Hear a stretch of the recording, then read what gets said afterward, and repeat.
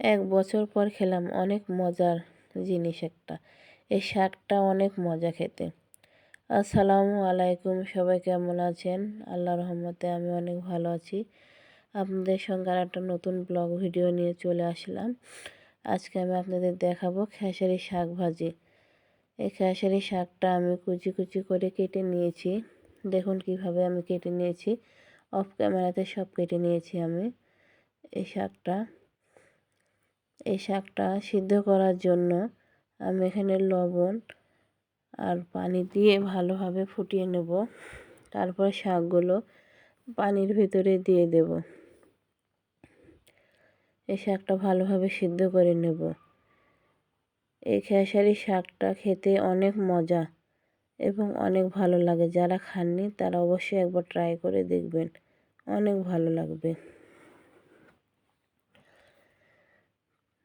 Please কেউ কিছু মনে করবেন না, আমার প্রচণ্ড ঠান্ডা লেগেছিল, সেই জন্য আমার কণ্ঠটা ঠান্ডা লেগেছে, সেই জন্য আমার কণ্ঠটা এমন লাগছে। সেজন্য কিছুদিন আমি ব্লগ ভিডিও শেয়ার করতে পারিনি। অনেক অসুস্থ ছিলাম, অনেক ঠান্ডা লেগেছিল। যাই হোক, শাকটা ভাজি করার জন্য আমি এখানে কাঁচামরিচ আর পেঁয়াজ দিয়ে সেদ্ধ করে নেব। এই শাকে আমি কোনো প্রকার রসুন ব্যবহার করব না। আমরা এই শাকে রসুন খাই না।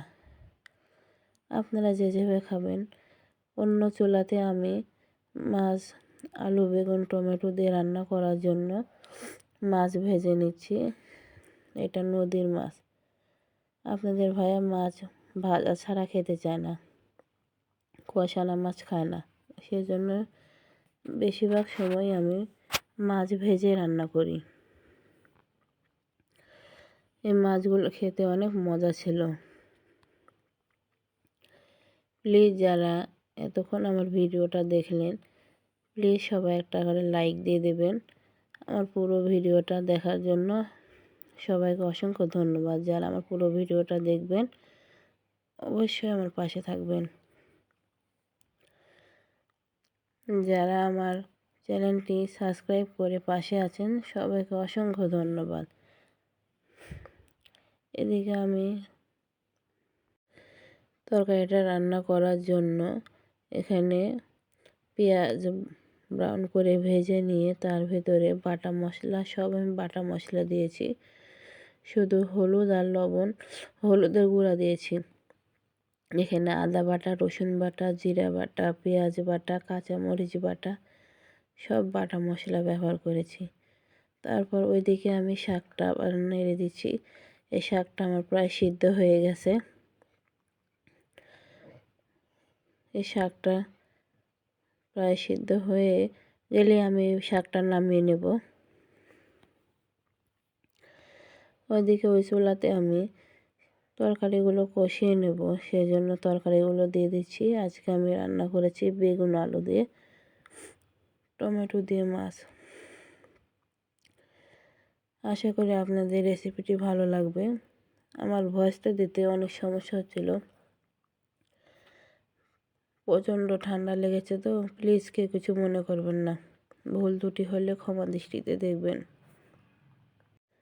এইদিকে আমি তরকারিটা কষিয়ে দিয়ে শাকটা আমি তেলে দেব, সেই জন্য আমি এখানে পেঁয়াজটা ব্রাউন করে ভেজে নেব। আমি শুধু এখানে পেঁয়াজই ব্যবহার করব এই শাকটা তেলে দেওয়ার জন্য।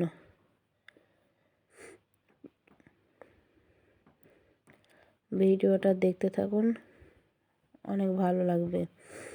আজকে আমি আপনাদের সঙ্গে দুইটা রেসিপি শেয়ার করলাম। আজ আমি কি রান্না করেছি। এদিকে ভাজি হয়ে গেছে, এদিকে আমি তরকারিটা কষিয়ে নিচ্ছি, সেজন্য ভালোভাবে নেড়ে দিচ্ছি।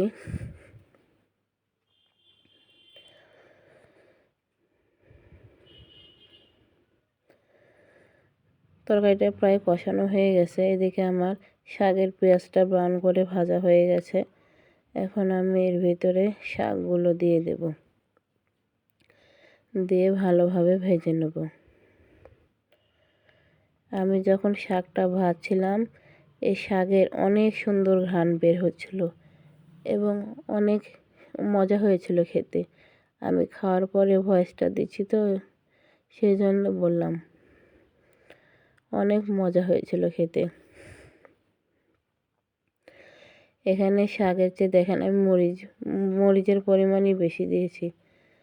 এই শাকে মরিচটা বেশি ভালো লাগে, যে কোনো শাকে মরিচটাই বেশি ভালো লাগে। এদিকে আমার তরকারিটা কষানো হয়ে গেছে, আমি পরিমাণ মতো পানি দিয়ে নিলাম। এই তরকারিটা আমি রস রস করে রান্না করব। তার ভিতরে দিয়ে দিলাম টমেটো। টমেটো দেওয়া হয়ে গেলে দেখেন এদিকে আমার শাক ভাজিটা হয়ে গেছে। তারপর আমি দিয়ে দেব মাছগুলো, আমি এক এক এখন দিয়ে দেব। তরকারির বলকটা উঠে গেছে তো সেজন্য। এখানে আমি মাছ দিয়ে দেব।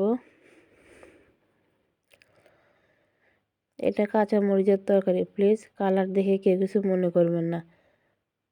ঝালের গুঁড়া কি হলে তরকারি কালারটা অনেক সুন্দর আসে। এখানে শুকনো মরিচ না, এখানে কাঁচা মরিচ ব্যবহার করেছি, সেই জন্য তরকারি কালারটা এমন এসেছে।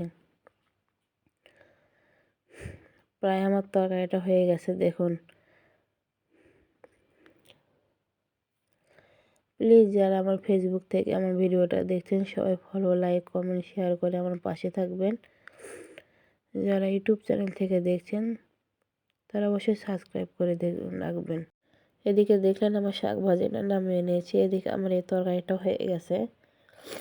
সবাই ভালো থাকবেন, সুস্থ থাকবেন। আপনাদের আমি খেতে খেতেই বিদায় নেব। আমি শাক ভাজিটা দিয়েই ভালোভাবে ভাত খেয়েছি। যাই যেখান থেকে ভিডিওটা সম্পূর্ণ দেখলেন সবাইকে অসংখ্য ধন্যবাদ। আল্লাহ হাফেজ।